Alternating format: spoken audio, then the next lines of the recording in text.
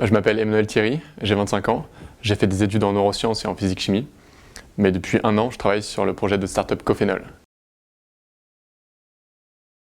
Je ne sais pas si vous savez, mais le café vient d'un fruit qui ressemble à une cerise. Et on utilise uniquement le noyau pour fabriquer le café qu'on boit tous les jours. Donc l'autre partie du fruit, la chair, elle est majoritairement jetée par les producteurs de café et utilisée à défaut en tant que compost sur les champs, mais ce n'est pas très efficace. Donc nous, on veut récupérer ce déchet de café et le transformer en biochar, qui est une sorte de catalyseur d'engrais, ce qui permet aux producteurs d'en mettre moins sur leur sol. Alors mon rôle dans Cophénol, c'est de travailler sur la partie expérimentale du procédé chimique, mais également de trouver des financements pour que le projet se développe. C'est venu un peu par hasard.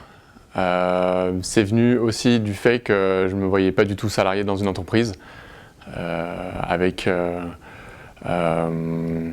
patron sur le dos, avec des tâches relativement répétitives à faire. Alors que quand on est entrepreneur, on fait un peu tous les métiers. On est commercial, on est aussi scientifique.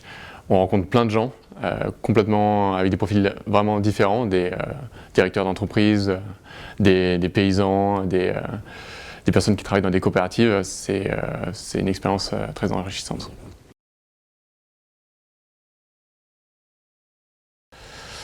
Je pense que l'image est assez amusante, sauf que même si on n'arrive pas à construire l'avion, la chute ne sera pas mortelle et ce sera plutôt une sorte de rebond moelleux et agréable.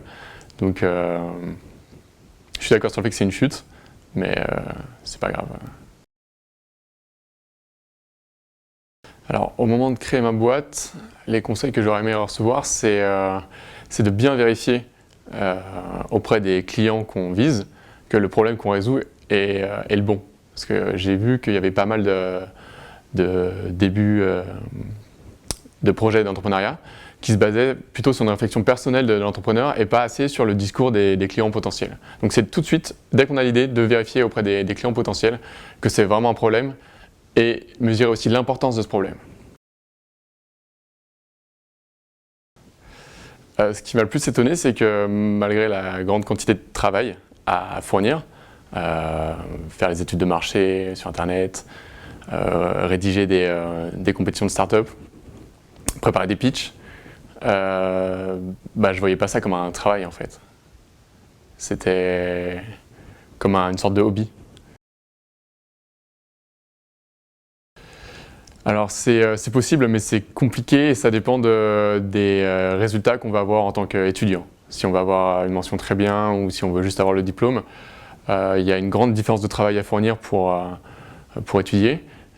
Donc si ça n'a aucun rapport avec ces études, c'est peut-être un peu compliqué. Mais sinon tout est possible. Je pense que la formation universitaire pour faire des chercheurs aide à l'entrepreneuriat, à on va dire l'esprit qu'il faut avoir pour résoudre des problèmes. En sciences et en recherche, on a des questions scientifiques à se poser. On doit passer par plein de processus de réflexion pour établir des protocoles et faire des expériences, les exécuter, analyser les résultats. Et au final, c'est le même schéma de pensée, manière de penser pour résoudre un problème de clients potentiels. Donc je pense qu'au contraire, la formation universitaire en recherche permet de bien préparer à l'entrepreneuriat. Pas du tout. En fait, la France, même si c'est pas trop bien connu, c'est le pays d'Europe qui produit le plus de start-up. Il y a beaucoup d'incubateurs pour aider les débuts de projets. Là, actuellement, il y a le dispositif Pépite qui permet aux étudiants d'être accompagnés pendant qu'ils font leurs études.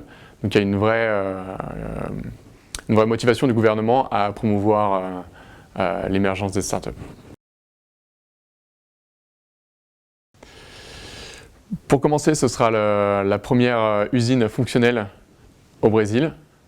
Ce sera une bonne première grosse étape. Ensuite, ce sera que notre projet soit dans tous les pays producteurs de café.